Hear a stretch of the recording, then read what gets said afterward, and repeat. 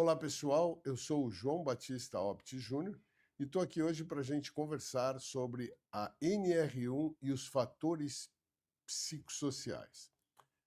Quando a gente fala em NR1, a gente está falando de uma coisa muito maior do que os próprios fatores psicossociais. Por quê? Não em importância, mas em colocação jurídico-administrativa. Porque a NR1 é a primeira das normas que está prevista dentro da Portaria 3214/78, que trouxe alguns modificativos nesses anos todos, que foram sendo revistos, e agora chegou a hora de se falar nos modificativos e trazer a obrigação dos fatores psicossociais. Ou seja, fatores esses que já existiam com previsibilidade lá na NR17, a que trata que é a norma regulamentadora que trata da ergonomia nos locais de trabalho. Todas elas dentro da portaria 3214/78. Muito bem. Para a gente falar em fatores psicossociais, eu gostaria de primeiro, e antes de mais nada, desmistificar algumas coisas que a gente está ouvindo no dia a dia, que está virando um terror nacional dentro das empresas, no meio dos sindicatos, no meio de todas os atores envolvidos nas relações capital-trabalho. Muito bem. Primeiro vamos dizer do que se trata os fatores psicossociais. Eu não vou mais citar a NR1, porque a gente, como já disse, volto a repetir, a NR1 é muito maior do que o fator psicossocial, ela regulamenta muitas outras coisas. E não pode se trazer como binômio do fator psicossocial a NR1. Mas vamos lá. Os fatores psicossociais são aqueles fatores que necessitam ser diagnosticados, verificados, trazidos à avaliação, trazidos à condição de análise por parte de todos os entes envolvidos nas normas regulamentadoras de medicina, saúde e segurança do trabalho. Do que ele trata? Do que trata os fatores psicossociais? Ele trata de todos aquelas condições que possam trazer algum tipo de desconforto, algum tipo de traumatismo, de algum tipo de lesão à saúde mental na atividade dentro do ambiente de trabalho. Eu estou frisando muito na atividade dentro do ambiente de trabalho, porque aqui é importante que se ressalte que nós estamos falando dos fatores e exclusivamente os fatores ambientais. Por isso que ao início da minha fala eu disse que já existia previsibilidade dentro da NR17 que trata dos fatores ergonômicos. Muito bem. O primeiro passo para que eu possa falar em fatores psicossociais, na minha opinião, são dois. Primeiro, a individualização dos fatores. Cada indivíduo, cada ambiente tem que ser tratado individualmente, com a unicidade necessária para aquela avaliação. Essa avaliação, em primeiro lugar, é a identificação dos riscos. Naquela atividade, quais os riscos, nós vamos falar nisso, mas quais os riscos que aquele trabalhador, que aquela atividade está submetido. Outra condição é que se pense nas chamadas medidas de adequação. Conhecido o risco, também vamos falar nisso daqui a pouco. Conhecido o risco, quais são os fatores, quais são as condições desses fatores que poderão ser melhoradas ou modificadas. Aí vem uma velha pergunta de sempre, né? Por que isso agora, se você está dizendo que já tinha previsibilidade na NR17? Senhores têm uma ideia da importância dos fatores psicossociais dentro do exercício de qualquer atividade? Só como número, e número não se discute, 2 em cada 5 causas de afastamento, 2 em cada 5 causas de afastamento em 2024 foram ligadas à saúde mental. 2 de cada 5 são ligadas à saúde mental. Ou seja, 67% de aumento em relação ao ano anterior, que é 2023. Em 2024, nós tivemos 67% de aumento nos afastamentos por saúde mental ou por condições ligadas à saúde mental. Muito bem. Em números objetivos, em 2023 nós tivemos 283 mil afastamentos, que em 2024 viraram 472 mil afastamentos por fatores ligados à saúde mental. Isso, dentro da condição da análise de todos os custos, principalmente, não só individuais, porque a gente tem que lembrar, principalmente, que nós não estamos falando só da condição de custo financeiro. Para as empresas, o custo financeiro. Mas e para os indivíduos? Já é provado, já tem trabalhos mundiais demonstrando que o indivíduo que tem um transtorno mental, ele diminui a sua condição, a sua expectativa de vida de 10 a 20 anos. O indivíduo que tem alteração de saúde mental, seja ela no trabalho, seja ela onde for, e não é tratado e permanece no retroabastecimento daquela condição de alteração mental, ele tem de 10 a 20 anos a menos de estimativa de vida do que um outro indivíduo nas mesmas condições que não tem esse trauma. Gente, isso tem uma importância fundamental individualmente. Diante desses dados, diante de tudo isso que aconteceu, começou-se a ter uma visão. Obviamente, as normas regulamentadoras são aquelas dentro da portaria 3214, são as que regulamentam a condição, como já disse, de saúde ocupacional. Aí começou-se a ter, dentro disso, a necessidade de atualização e modificação de uma série de fatos, de uma série de fatores. Muito bem. Uma outra coisa importante é que, assim como a gente tem que ver os fatores psicossociais, e aí começa a desmistificação, exatamente como a gente via os demais riscos. Para falar nisso, a gente tem que pensar primeiro numa condição que já veio num modificativo que antes era a NR10, que tratava do Programa de Prevenção de Riscos Ambientais, e que trouxe na atualização, nas modificações jurídico-administrativas, o famoso PGR, Programa de Gerenciamento ou de Gestão de Riscos. O que isso traz de evolução? E nós já vamos entrar nos fatores psicossociais.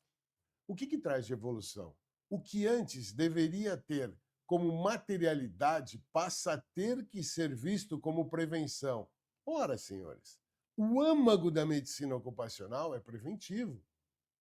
A medicina em si deveria ser preventiva como um todo, mas num país com as características, com a condição econômico-financeira do Brasil, o que a gente vê na prática médica, e aí eu posso dizer de cadeira, no dia a dia da medicina, é a aplicabilidade da medicina curativa. O indivíduo começa a ver que ele tem colesterol alto, que ele fuma, que ele está obeso, que ele tem todos os fatores de riscos para ter um infarto, quando ele chega num pronto-socorro com infarto. Mas a essência da medicina é preventiva. A ciência evolui buscando sempre a prevenção. Evitar que aconteça. Muito bem. O que isso tem a ver, João, com os fatores psicossociais? Da mesma forma, até aqui nós tratamos a saúde mental, foi tratada a saúde mental de uma forma curativa, com afastamento, com o indivíduo sendo encaminhado para a Previdência Social, com os tratamentos, com todos os problemas que o SUS traz para tratar todas as patologias e mais ainda as mentais pela dificuldade até de acesso ao médico, ao profissional de saúde que possa dar o amparo para tratamento daqueles que, de alguma forma, tiveram os vieses ocorridos dentro da sua saúde mental. Além de tudo isso, a gente há que se considerar, tem que se levar em conta que a saúde mental, ela nunca pode ser vista com estigmatismo. A gente tem uma tendência sempre, se o indivíduo falar para você, infartei, tudo bem, você vai falar, você fez ponte, você colocou estente, o que você fez? Você sempre tem uma visão diferente do que você olha para o indivíduo com saúde mental, que tem algum abalo, algum problema de saúde mental. Mas isso faz parte, isso, nesse contexto, é uma das desmistificações. Quando a gente traz isso para o campo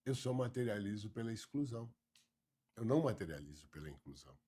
Porque senão nós vamos considerar que tudo é ocupacional ou que tudo é extraocupacional. Para que eu possa excluir uma condição. João, qual é a vantagem de excluir essa condição? É abandonar o trabalhador? Não, em nenhum momento. É poder agir no ponto que possa modificar o risco. Não adianta eu agir na minha empresa excluindo todos os fatores de risco se esse indivíduo continua com todos os conflitos familiares, retroalimentando a condição, o fator de retroalimentação de risco dentro da atividade dele familiar, por exemplo. Aí não é problema da empresa. Aí é uma outra condição que aí a gente vai num outro momento, talvez falar da chamada saúde global, mas não vamos entrar nesse mérito agora. Muito bem. O que você quer dizer com isso? Eu quero dizer que você precisa conhecer de maneira técnica, com profissionais competentes, com profissionais que conheçam a matéria, o meio ambiente de trabalho, sob a visão de risco de saúde mental. Assim como você contrata engenheiro de segurança, técnico de segurança, para que você conheça o ruído, quais são os agentes químicos que podem prejudicar a saúde, os químicos, os físicos, os agentes biológicos. Assim como isso é feito, tem que ser feito com a saúde mental. Eu tenho que avaliar o risco de salubridade mental daqueles indivíduos no exercício profissional. Muito bem, João. Quais são esses fatores? Eu vou citar alguns aqui só para a gente poder manter e entender o raciocínio. Por exemplo, o clima no local de trabalho. Clima, você está falando em temperatura? Não, eu estou falando no clima emocional. Como assim? O clima emocional. Aquele trabalho que eu chego de manhã no meu trabalho e que já percebo que todo mundo já não me cumprimenta, que para quem eu dou bom dia vira para mim e diz assim, na tua opinião, eu não vou ter clima, eu não vou ter. Começam aí os riscos, as chamadas fissuras possíveis de trazerem alterações dentro dos fatores psicossociais. Segundo, de que forma eu vejo isso? Os turnovers. Existem determinados cargos em determinadas empresas, e aí eu posso dizer, porque nós fazemos muito exame admissional, que no mínimo tem um turnover por cada 3 meses, 2 meses. Alguma coisa está errada. Se eu disser que 1, 2, 3, 4 funcionários não se adaptaram, não gostaram do que faz e pediram demissão ou foram demitidos, é uma coisa. Agora, eu tenho um turnover retroalimentado todo o tempo, indica que aquele posto de trabalho está doente. Ele é um gerador de risco, ele é um gerador de doenças. E ele tem que ser tratado. Ah, João, tudo bem, tratar como? Aí você tem que ver os chamados sinais de identificação, que nós já vamos falar neles. Outra coisa importante é se ter uma central de manifestação. Eu, pessoalmente, não gosto do termo canal de denúncia, porque muitas vezes a manifestação não tem cunho de denúncia. Nem sempre, e é importante que a gente tenha isso em mente, que inclusive relaciona a saúde mental, né? Nem sempre a crítica ela vem para destruir. Na grande maioria das vezes, ela pode vir para construir. Então, eu prefiro chamar de canal de manifestação ou central de manifestação. Porque canal de denúncia dá ideia assim já de litígio, e nós estamos falando em prevenção. Se eu entrar para qualquer tipo de pensar em qualquer tipo de prevenção, levando para o litígio, não tem razão de se ter nem a condição de previsibilidade preventiva. Muito bem. E ter um plano de ação e monitoramento. Vocês vão ver que a hora que a gente... Então, vamos para o primeiro, diagnóstico. Primeiro é reconhecer. Segundo, ter um plano de ação para melhorar o risco. E terceiro, a gente tem um monitoramento dessa melhoria. João, isso é bonito no papel. Gente, entendam o seguinte. Existem algumas profissões, algumas atividades em algumas profissões, porque uma coisa é função, outra coisa é atividade, Existem algumas atividades que elas têm por excelência o risco de fator psicossocial. Vou dar um exemplo do médico cirurgião, do médico intensivista. O intensivista, que ele não viver todo o tempo naquela condição, não vou dizer de estresse, mas de alerta profissional, ele não está dentro de uma terapia intensiva. O indivíduo que mexe, por exemplo, com alta têmpera, todo o tempo ele tem que estar ligado, ele tem que estar, ele tem que estar muito atento. O que ele, então, existem condições, existem atividades que elas por si só é impossível que você não tenha fator de risco. E ninguém está imposto, ninguém está dizendo para se esquecer fator de risco. Ninguém está para tirar fator de não. Nós estamos falando assim, reconhecer, melhorar, minimizar e, quando for possível, anular. Se você me disser que um indivíduo que trabalha no sistema bancário não tem estresse atendendo o público, é impossível. Por quê? Porque ele está ali, muitas vezes, recebendo influxos, recebendo posicionamentos, recebendo posturas de pessoas das mais diversas formações e problemas possíveis. Só que ele tem que minimizar, e aí entram os fatores que a empresa tem que agir minimizando esses riscos. Volto a repetir, todo o tempo estamos falando em risco. Tudo bem? Quais são os principais sinais de identificação, né? Como é que eu identifico isso? Uma das coisas é o absenteísmo excessivo numa determinada atividade, num determinado setor. Ah, João, mas absenteísmo muitas vezes é gerado porque o funcionário é vagabundo, ele não quer trabalhar. Gente, essa visão, se a gente levar por essa visão, a gente está, na verdade, retroabastecendo um estigma existente, dos dois lados. Por quê? Primeiro, para a empresa nunca é vantagem a falta do trabalhador.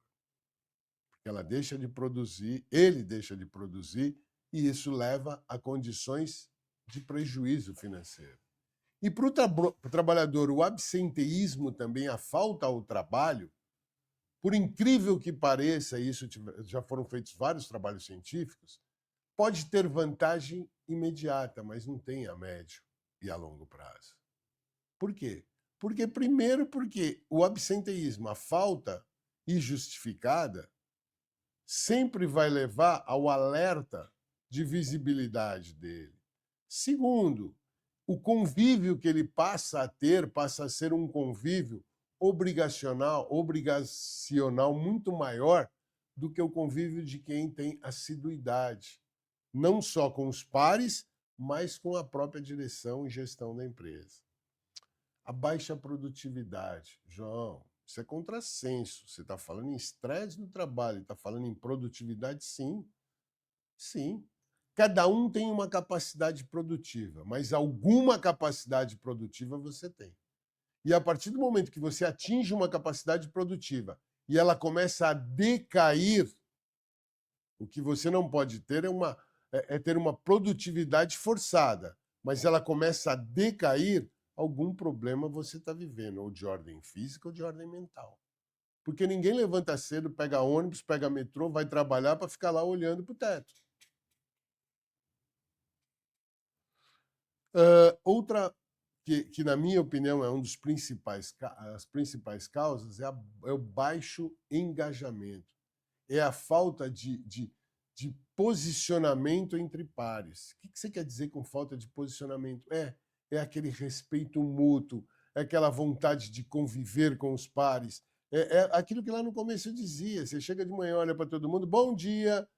Todo mundo, o cara olha para a tua cara e diz assim, bom dia na tua opinião. Já baixou todo.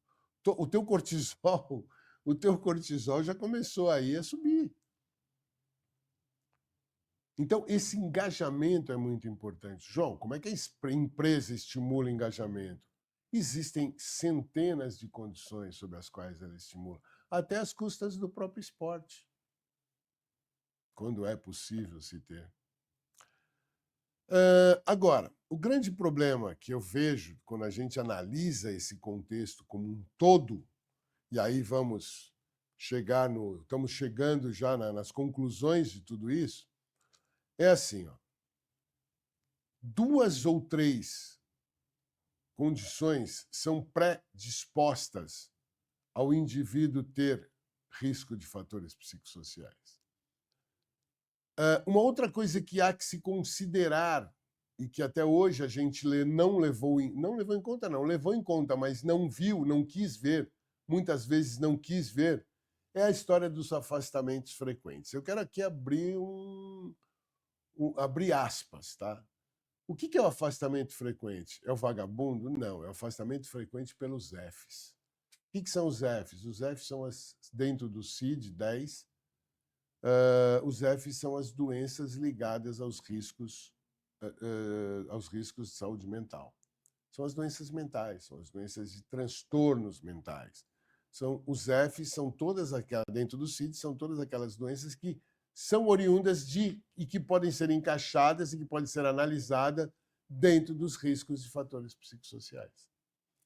Então, você começar a ter muito F dentro de um mesmo setor, dentro de uma mesma tutela de gestão, é um sinal de alerta. Muito bem.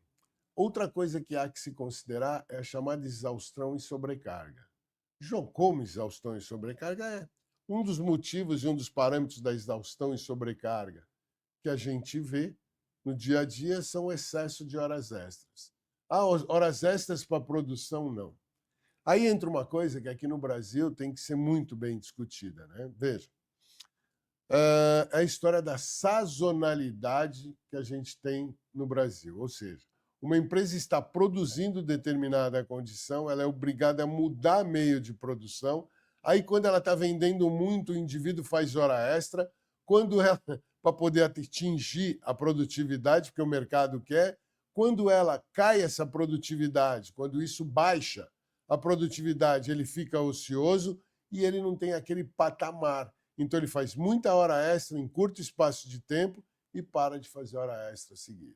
O que se tem que pensar, esse é um dos fatores de risco que alguns autores já publicam em publicações mundiais, que esse é, se não o principal, um dos principais fatores de risco psicossociais para que o indivíduo venha a ter alterações ligadas à saúde mental.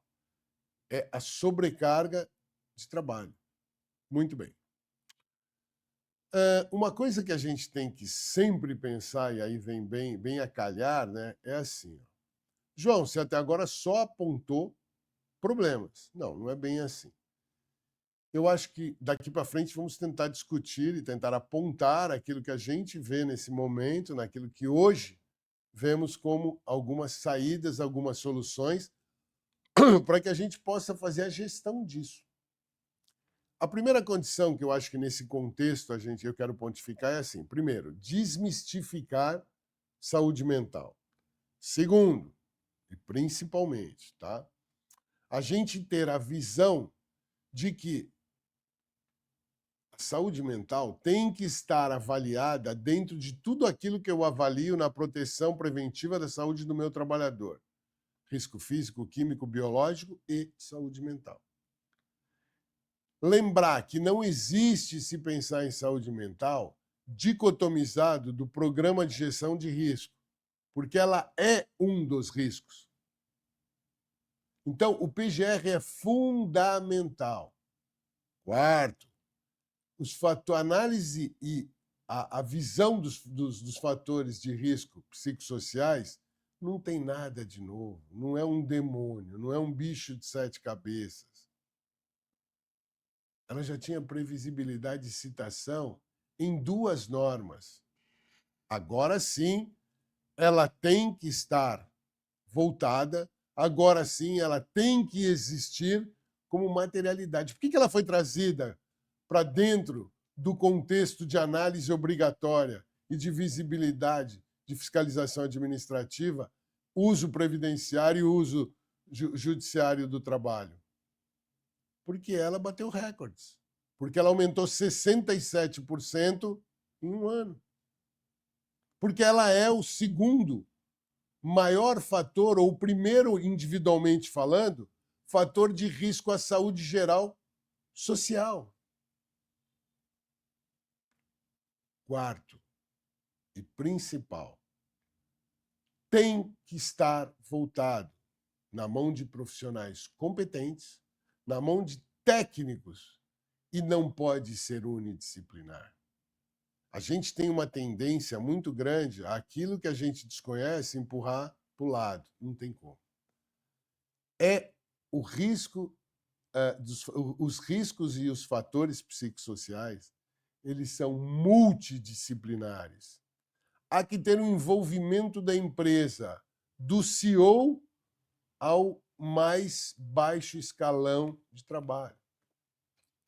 Isso envolve recursos humanos, isso envolve medicina ocupacional, engenharia de segurança, jurídico e gestores, em alguns lugares chamados de líderes. E também o trabalhador envolvido nisso. Porque enquanto não houver o engajamento, enquanto não houver o entendimento, o esclarecimento, a desmistificação da NR1, chamada de NR1, mas na verdade dos fatores psicossociais, a gente não vai conseguir fazer prevenção. Eu só faço prevenção daquilo que eu entendo da matéria. E não dá para um levar a sardinha para a sua brasa, que ela vai queimar. Tem que estar todo mundo junto. Por quê? Porque até o próprio gestor tem fatores psicossociais que têm que ser analisados. Os CEOs, quando a gente conversa, lógico que aqui não vamos entrar em mérito de quem, onde, em que empresa, a maioria dos CEOs faz tratamento psicossocial, faz tratamento de análise, faz tratamento psicológico, alguns até psiquiátricos. Ou seja, nós aqui, e é outra desmistificação que se tem que fazer, nós aqui não estamos falando em estratificação econômico, cultural, financeira. Nós estamos falando de uma doença, de uma saúde, que ela atinge do menor ao maior. E pior, ela é silenciosa. Lembrem-se disso. Não existe ninguém que está imune a isso. Eu posso dizer que dificilmente um CEO vai ficar surdo, porque dificilmente ele vai entrar em área de ruído. A função dele é administrativa.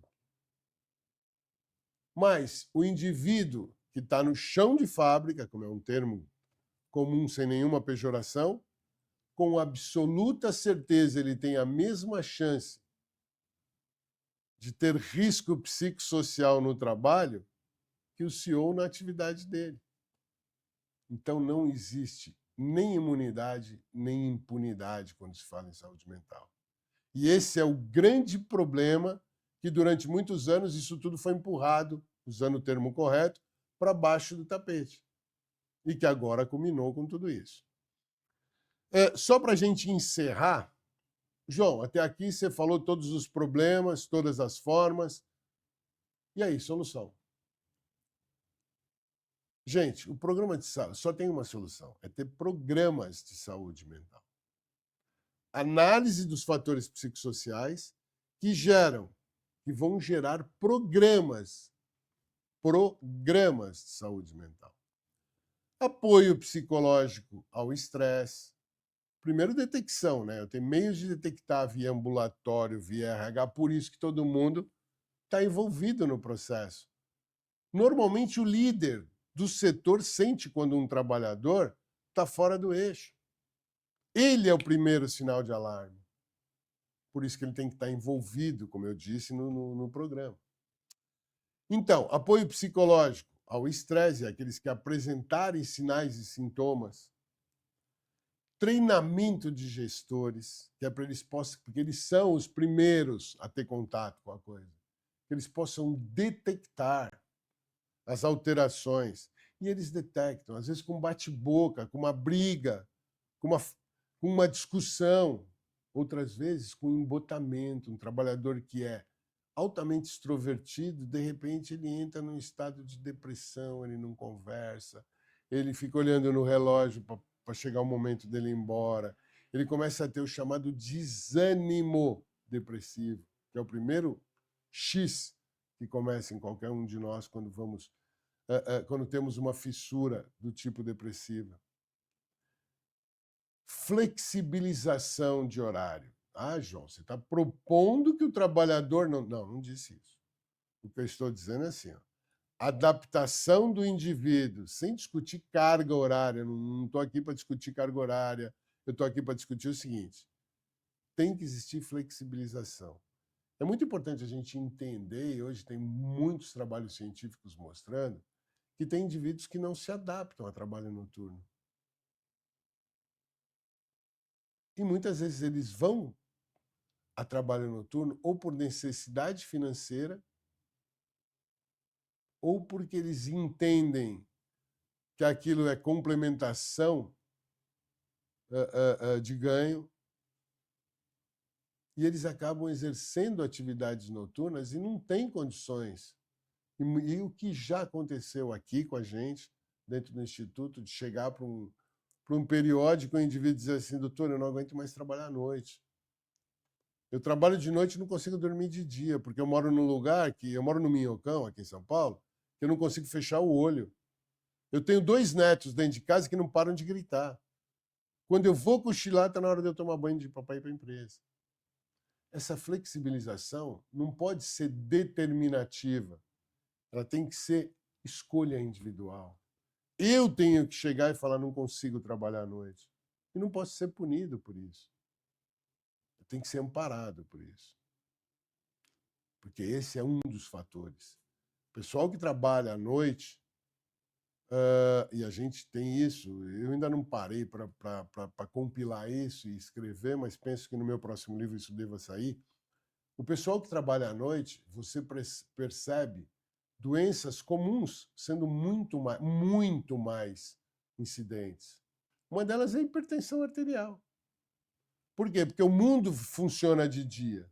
Ele trabalha à noite, mas ele tem que ir para o banco de dia, porque senão ele nem recebe o que ele trabalhou. Ele tem que ir para o banco. Não, hoje faz tudo por cartão, faz assim, ótimo, de dia, né?